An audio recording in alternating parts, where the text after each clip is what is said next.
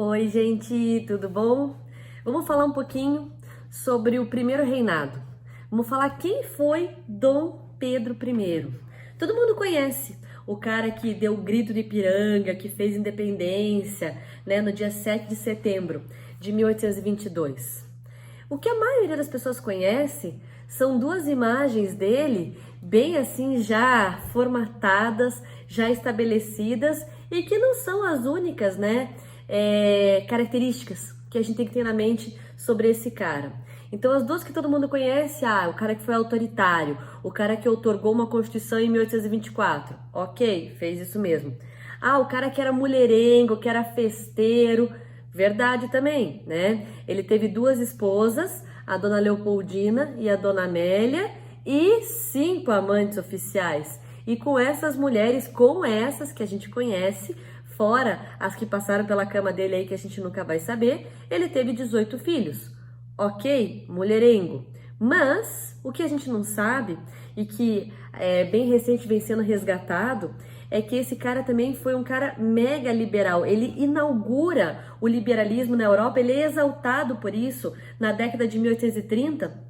E aqui no Brasil fica só essa imagem, né? Um tanto quanto aí pejorativa, pesada aí para ele. Então o cara, imagine, né, que ele abdicou aqui no Brasil no dia 7 de abril de 1831 e primeiro vai lá para a França. Lá na França, lá em Paris, ele morou num palácio, ele recebia exilados de Portugal e de outros países que estavam sofrendo com monarquias absolutistas.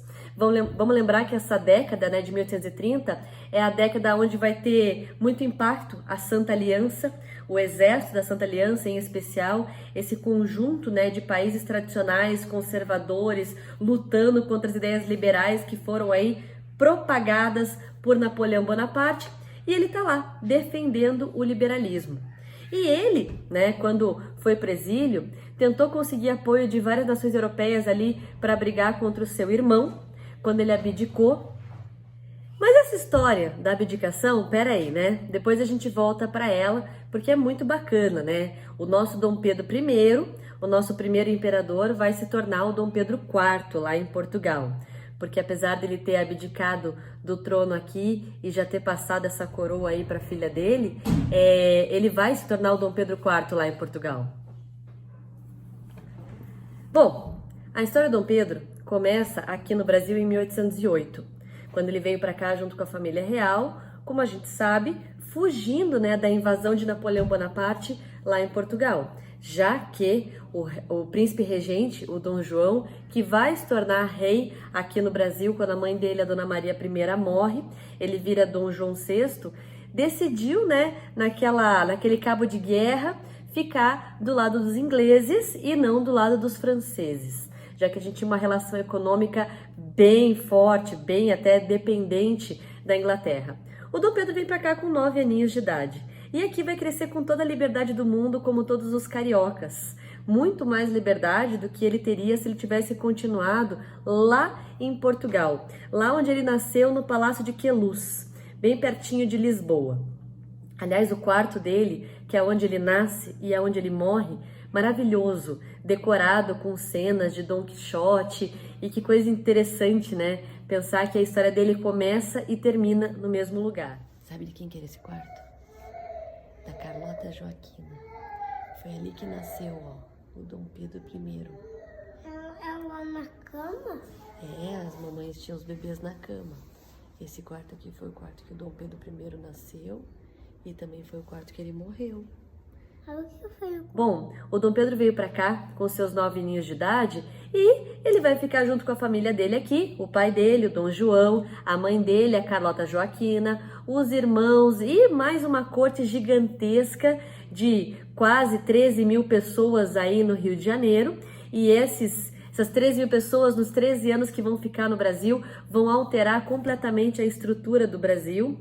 O Dom João veio para cá e resolve transformar a capital no Brasil na época, que era o Rio de Janeiro, em uma capital, né, decente, vamos dizer assim, para abrigar a corte. Então é aí que você vai ter a construção de várias partes assim de importância, né, de gestão do Brasil. Então você vai ter o Banco do Brasil, vai ter Casa da Moeda, vai ter Observatório Astronômico, vai ter Jardim Botânico, vai ter Arquivo Central, vai ter Imprensa Régia. Só que lógico, né? Imprensa essa censurada para não ficar aí veiculando ideias liberais que não interessava ao Dom João. E o Pedrinho cresce aqui no Brasil. Adorava dar petelecos, dar quase que murros na cara das pessoas quando tinha a cerimônia do beijamão, tinha que ficar com a mãozinha assim pra galera beijar, e ele, uma criança, né, bem serelepe ali, ficava zoando naquele momento, que era um momento importante ali para as pessoas fazerem os seus pedidos pro monarca. E esse cara, olha que coisa mais surreal, né? Quando ele faz 18 anos de idade, ele vai se casar, como todos os membros de corte, né? Vai se casar com uma princesa de uma casa real, e não é de qualquer casa real, ele vai se casar com uma princesa austríaca, tá? Que é a princesa Leopoldina, e essa menina vai transformar ele em concunhado do cara que expulsou a família dele. Coisa de novela, parece coisa de novela, mas é coisa da vida real, é coisa da história que aconteceu. A Leopoldina, ela é irmã da Maria Luísa, e a Maria Luísa foi a segunda esposa do Napoleão Bonaparte, tá? E mais surreal ainda, né? A Maria Luísa leva de volta para a França aí os Habsburgo, já que ela é parente direta da Maria Antonieta, que os franceses decapitaram. Whatever, continuando. Casou-se com a Leopoldina com 18 anos de idade e esperava-se que ele desse uma sossegada, né? Que ele era muito, muito afoito aí pela mulherada, só que não, ele continua com os seus casos extraconjugais aí, como eu já falei, né? Vai ter um bando de filho. Acontece que a história desse cara começa, né, a se encaixar, se misturar mais com a história do Brasil quando o pai dele vai embora. O pai dele vai embora porque em 1820 acontece a Revolução Constitucionalista ou Revolução Liberal do Porto, lá em Portugal, aonde, né, exige-se o retorno da família real. Poxa, a família real abandonou os portugueses, deixou eles, né, daí que surge a expressão haver navios.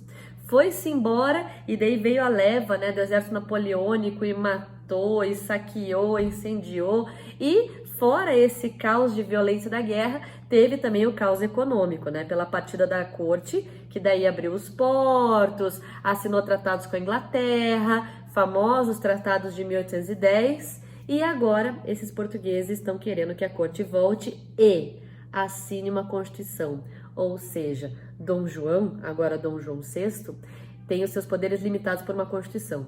O Dom João, fato que poucos conhecem, ele era meio ressabiado, porque o Pedro sempre teve essa tendência e essa inclinação a ser favorável a ideias liberais.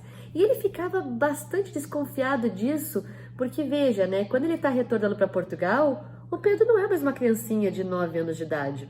O Pedro já está lá com os seus 22 anos de idade. Vai que chega lá, esse piazão aí, né, todo favorável ao liberalismo, seja aclamado rei no lugar dele. E ao mesmo tempo, o Pedro se ressentia dessa desconfiança aí do pai. Resultado foi que o Dom Pedro fica no Brasil como príncipe regente e o Dom João vai-se embora.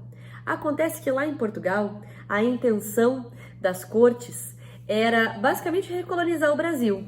Eles queriam, assim, para poder, logicamente, diminuir a autoridade do Pedro aqui, que estava sempre, né, sendo procurado aí pelos brasileiros, políticos brasileiros, que queriam, né, a força dele, a ajuda dele para manter todos os avanços econômicos que o Brasil ganhou quando a família real veio para cá. Então a ideia das cortes lá em Portugal é assim, não, vamos dar autonomia para cada uma das províncias brasileiras e dessa forma a gente, diminui a autoridade do Pedro.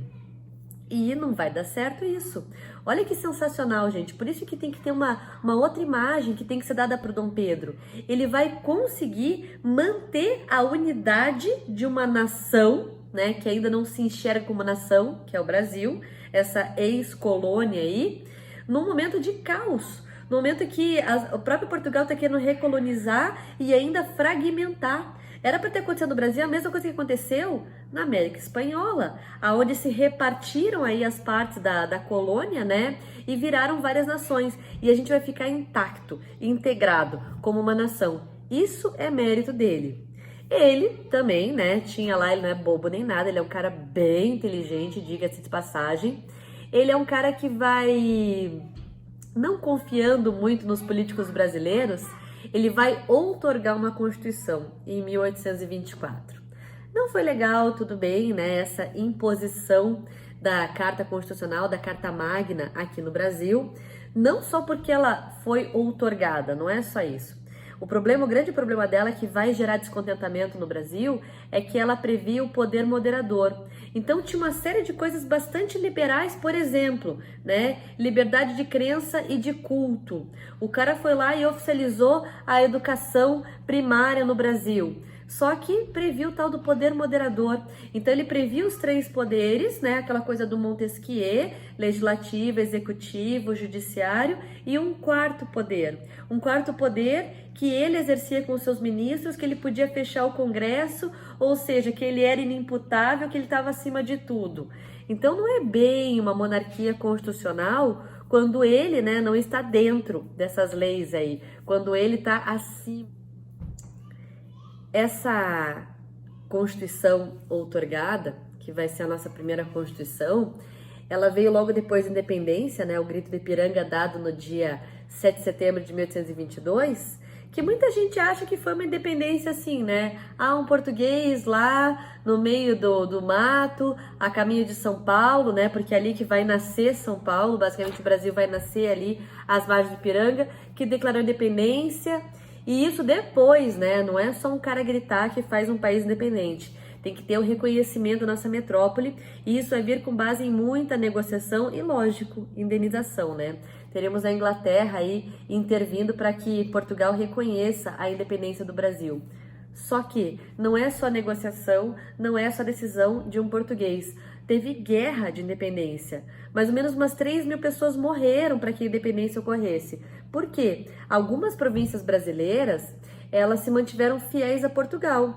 O que não é de se estranhar, porque se você, né, entender que grande parte do oficialato, né, do corpo de oficiais do exército nessa época era formado por portugueses ou descendentes de Portugal, é natural que eles não fiquem ao lado de Pedro, mas ao lado de Dom João, que é o rei ali de Portugal. Então teve guerras na Bahia, no Grão-Pará, Piauí, Cisplatina, que nessa época fazia parte do Brasil, e teremos, né, ícones aí que vão aparecer, como por exemplo a Maria Quitéria, a Joana Angélica, então mulheres que participaram dessa guerra de brasileiros, querendo expulsar tropas portuguesas, e essa guerra, gente, ela vai até 1823. Então, assim, demorou até que várias províncias pudessem, né, degustar dessa independência.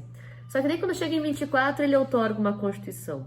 Daí ele vai ter que encarar, lógico, né? Toda ação tem uma reação. Movimentos que vão ali mexer com a estabilidade do poder dele. E um forte movimento que aconteceu foi a Confederação do Equador, onde aparece uma figura bem importante na nossa história, que foi o Frei Caneca. Inclusive, esse líder político, né, foi fuzilado aí no final desse levante, onde 4 províncias tentaram fazer um país, né, se separar do Brasil para não aceitar aí essa outorga da Constituição. Resultado, né? O governo do Dom Pedro, ele vai ter uma série de crises, de ataques que vão gerar em 1831, como eu falei para vocês, na abdicação dele. Então ele teve essa crise da Confederação do Equador, ele teve uma crise econômica porque vai gastar muito com mercenários para poder, né, garantir ali o seu poder. Ele vai ter crises por causa de assuntos pessoais, assuntos domésticos, aonde ele vai ser acusado de ter batido na Leopoldina. Vai ter o problema de que em 1826 o pai dele morre. O pai dele morre lá em Portugal e ele fica do tipo, né, interessado no trono português. E é aqui que começa a história de Dom Pedro I, que vai virar Dom Pedro IV.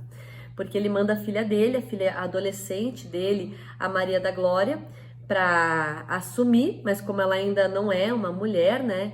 Ela é, como eu falei, muito jovem. Quem vai governar até que ela tenha 18 anos de idade é o irmão dele, o Dom Miguel, que na prática vai dar um golpe na sobrinha e vai estar governando. Ele percebendo, né, que aqui no Brasil ele não está, né, com uma política estável, e lá em Portugal tem o irmão usurpando o trono da filha, ele foi muito inteligente.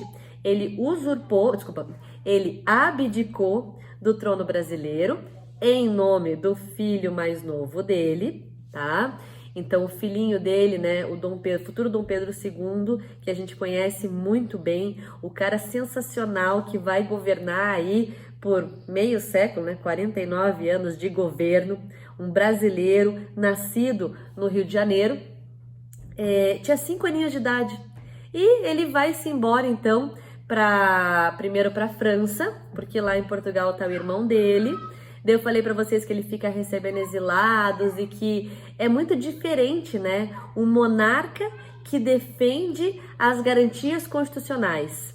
E ele vai conseguir, com empréstimos pessoais, um exército de mais ou menos 7.000 mercenários e voluntários portugueses e voluntários franceses para lutar contra as tropas do irmão dele, que tá assim, são dezenas de milhares. E ele consegue.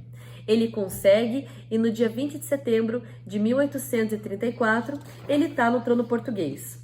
Ele tá no trono português, só que não vai poder usufruir. 4 dias depois ele morre. Ele morre lá em Queluz. Ele tinha 36 anos de idade. Muito provavelmente ele morreu de tuberculose.